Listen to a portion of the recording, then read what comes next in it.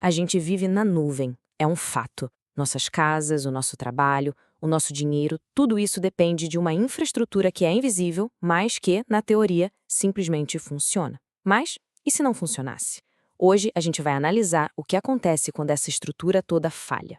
Essa pergunta, que parece coisa de filme, se tornou bem real nos dias 20 de outubro de 2025. E as consequências, olha, foram do bizarro ao aterrorizante. Para a gente entender a dimensão real do problema, vamos começar num lugar bem inesperado. Pode acreditar, o primeiro sinal de que algo estava muito errado veio de camas inteligentes se virando contra os próprios donos. Tudo por causa de uma pane gigantesca na Amazon Web Services, a famosa AWS. Essa foi a descrição do Alex Brown. Ele e milhares de outras pessoas descobriram da pior maneira possível o que estava acontecendo. E o caso dele não foi nem de longe um incidente isolado. A temperatura chegou a 43 graus Celsius. Imagina só acordar no meio da noite encharcado de suor, numa cama que deveria otimizar o sono, mas que virou um forno. Tudo por causa de uma falha num servidor a milhares de quilômetros de distância. E não estamos falando de qualquer aparelho, não. Eram camas super modernas, caras, que viraram ou um pedaço de metal inútil, ou pior, algo hostil. Tudo isso sem conexão com a nuvem. É um lembrete bem desconfortável do quão frágeis esses nossos aparelhos inteligentes podem ser. Mas as camas superaquecidas foram só o começo, a pontinha do iceberg.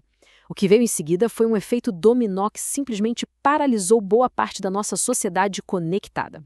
A quantidade de serviços afetados é de cair o queixo e revela a profundidade da nossa dependência.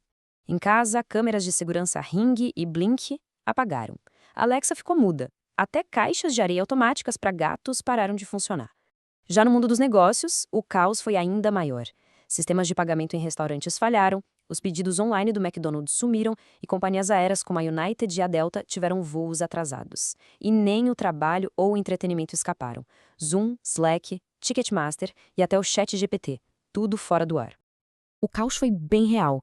O Cameron Sharp, que é gerente de um restaurante, descreveu a cena exatamente assim: uma volta forçada e repentina para o mundo analógico. E isso aqui mostra o quão fundo foi o buraco. Até os cartões de débito pararam de funcionar. A infraestrutura financeira, que a gente imagina ser a prova de falhas, também dependia daquela mesmíssima nuvem. Certo, mas o que exatamente causou esse colapso generalizado? Vamos dar uma olhada na anatomia dessa pane.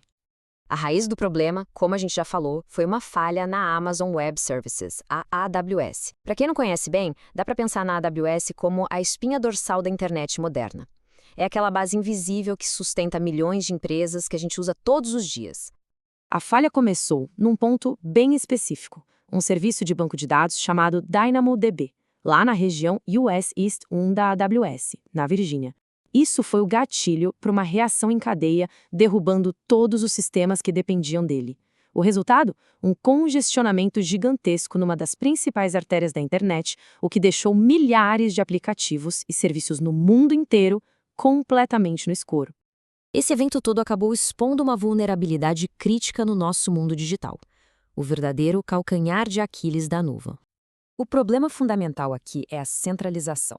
Esse gráfico mostra que a AWS, a Microsoft Azure e o Google Cloud juntas dominam quase 2/3 do mercado global de nuvem.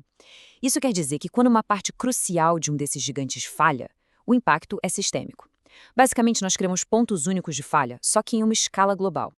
E o mais alarmante é que isso não foi um evento isolado. A mesmíssima região, a US East 1, tem sido o epicentro de grandes panes ano após ano.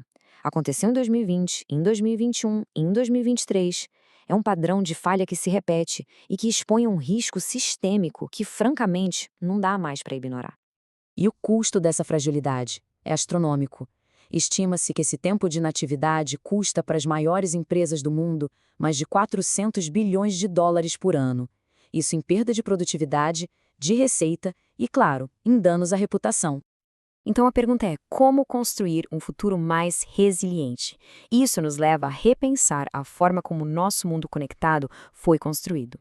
A resposta talvez esteja numa mudança de filosofia. Hoje, a maioria dos aparelhos é dependente da nuvem, ou seja, inútil sem internet. A alternativa é uma arquitetura chamada Offline First, em que o aparelho funciona localmente por padrão. E as empresas estão começando a se tocar. Em resposta direta a essa falha, o CEO da 8Sleep, aquela das camas, prometeu um modo de pane que usa Bluetooth para controle local. A crise acabou forçando uma mudança de mentalidade. E essa citação aqui resume perfeitamente a nova abordagem. A arquitetura moderna deve tratar a nuvem como coordenação, não como dependência. A nuvem deveria ser um complemento e não a base de absolutamente tudo. O que nos leva à pergunta final. Essa pane toda foi um grande alerta? Nessa nossa corrida maluca por conveniência, será que acabamos construindo um mundo que é simplesmente frágil demais para durar?